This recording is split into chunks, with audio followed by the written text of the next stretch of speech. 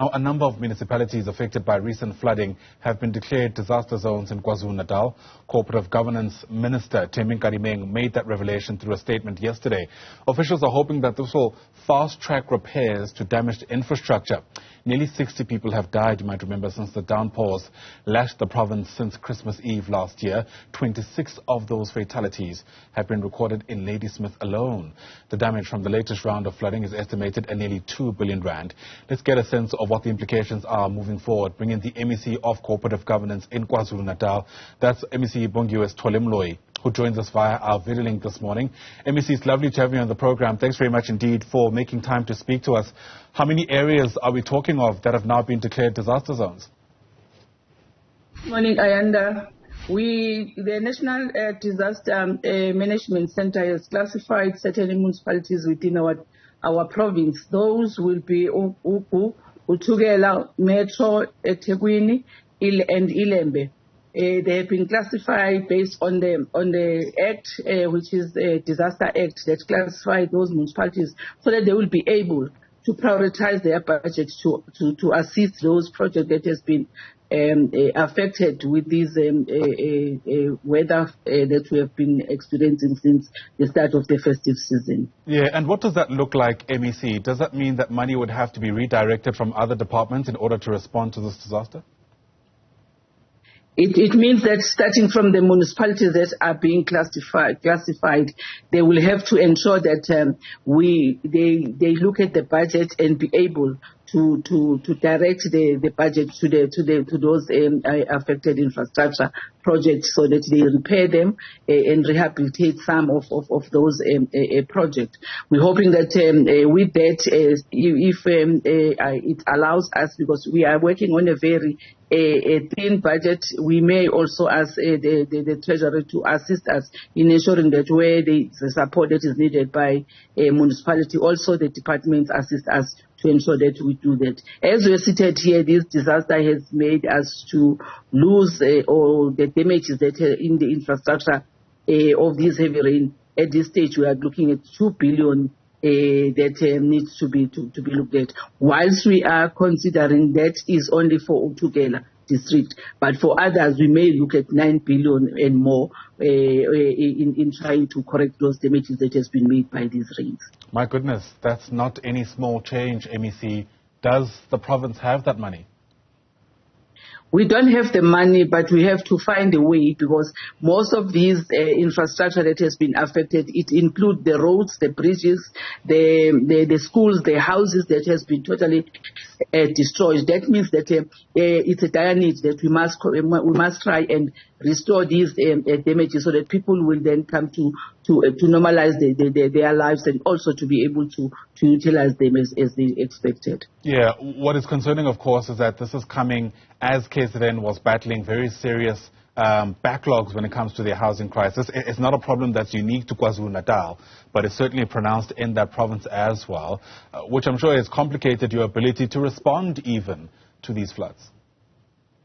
That's the situation that we find ourselves. We can't complain or we can't do anything about it because it's natural, and this is the nature, and we find ourselves in this climate change that has cost us so much. And in KwaZulu-Natal, since the beginning of the festive season, the rain has never stopped.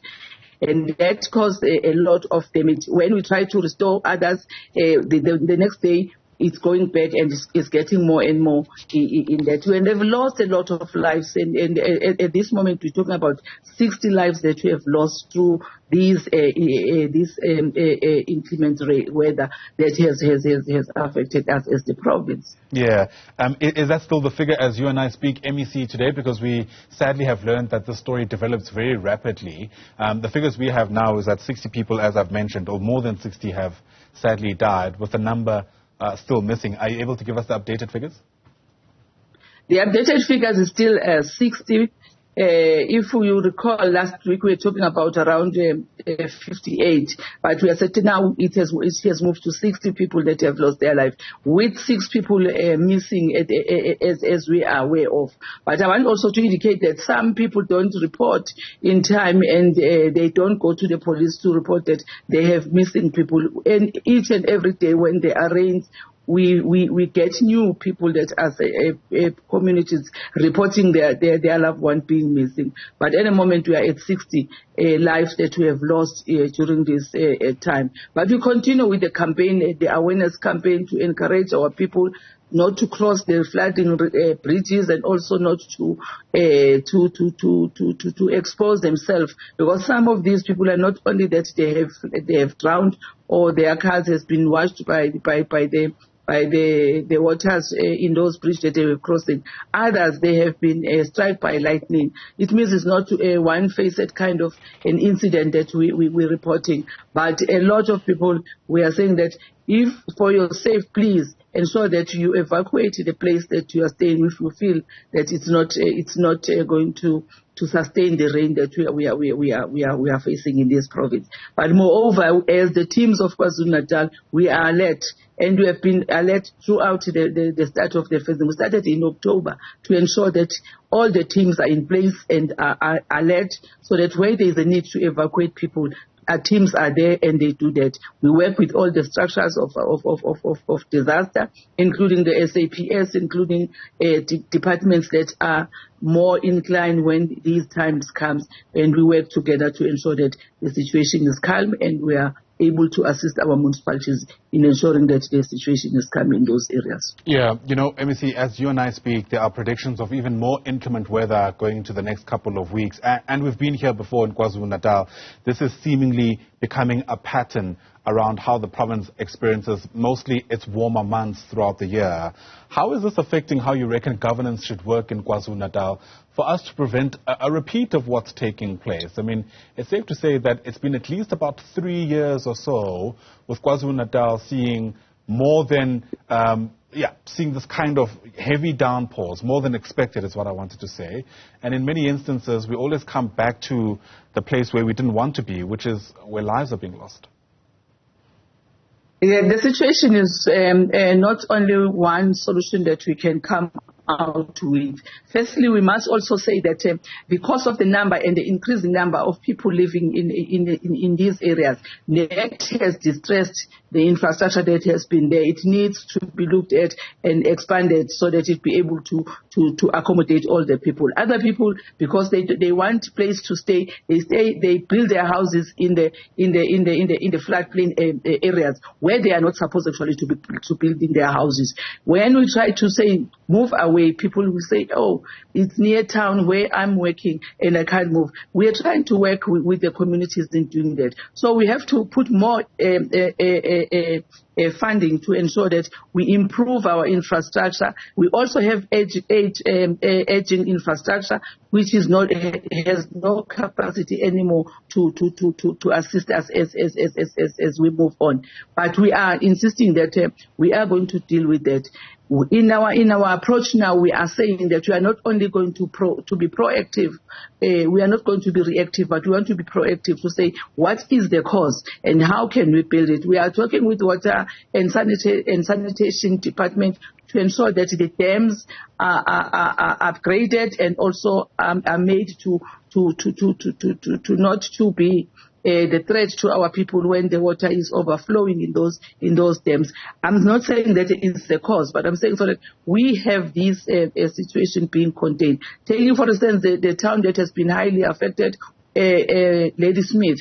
We have tried, but what we are seeing that the number and the capacity of the valves that we put in those water storms drainages could not be able to amount and reduce the number of waters to flow to the town. But safe to say that at least it's better than what it used to be. We are proactive. We are educating our communities. We are very proud to say that most of the people have not been evacuated to the halls and to safe areas, but were able to be taken by their relatives, and their neighbors were able to house them so that they will be able to come back and rebuild their houses. Right. And we are aware of the backlog of the House Department of Human Settlement. We wish we could do more than what we can. But we plead with our people that they must bear with government and work with government. Where we give alerts, they must adhere to the alerts that we are giving so that we reduce the number of fatalities in our province. Sure. Speaking about being proactive, MEC, sadly, at the worst of times, we've had a number of government officials doing what they're not meant to be doing, especially when some regulations, because of emergency situations, are somewhat relaxed. Whenever we hear of disaster zones being declared, there's obviously concern around the free flow of funds and instances where that money doesn't land up where it's meant to go. How are you proactively ensuring that the declaration of a disaster in some of these zones doesn't lead, frankly, to money being stolen? We are trying, working with our provincial treasury, MEC Nkonyeni, and the committee that is of MECs. We try to put the regulations so that we are monitoring the expenditure where money has been moved for the purpose of dealing or responding to the disaster damage projects. We are trying. We have regulations that we have put in place to say that this is how we are going to monitor each and every expenditure that has been done in relation to that. Unfortunately, we can't say that 100% we are going to control it, but we have put all the measures to control the situation and to ensure that there is good governance, there is also a value for money, and also people are benefiting and are getting back to their normal life, utilizing these procurement measures that we have put in restrictions so that we are able to assist our people. Is this a concern that you share, that money could be siphoned? We are not saying that is how it should be, but we are making sure that we have good governance. In good governance, you put all the measures to ensure that all systems that you are putting in place are able to restore the dignity of our people by bringing back the projects that and the infrastructure that was washed away by the inclement weather. But at the same time, we want to say that with the little that we have, it's really directed to what is expected to be utilized for. Not because we are suspecting that there are people that are going to steal money. We can't suspect that because that happens at times doesn't happen. We can't be predicting that people are going to steal the money. But what we are saying here very strongly is that we are trying by all means, because our concern is not how we are not the police, but we are a government that is supposed to give services to the people. That is our concern, that our lives of our people must be changed by the government of the day, ensuring that wherever there is a destabilization due to the weather, to the increment of these weathers, must also be restored so that our people live better. And where we have not reached, we are ensuring that we reach those people. It can't be correct to say that as the MEC I'm saying we suspect that people are going to steal the money. I can't do that. But what we are concerned with as the government led by our premier is that we must ensure that where there are a destabilization of our communities and where they have lost their properties and their amenities, we are able to assist them. Hence, we are using these measures to ensure that we monitor the expenditure or the allocation that we have given that are being utilized to ensure that we deal with what our people are facing. We can only hope that this intervention goes a long way to assist those who are so desperate for the help. MEC, thanks for your time. Appreciate your speaking to us today. The MEC of Cooperative Governance in KwaZulu-Natal is Bongiwe Sithole-Moloi. Once again, thanks very much indeed.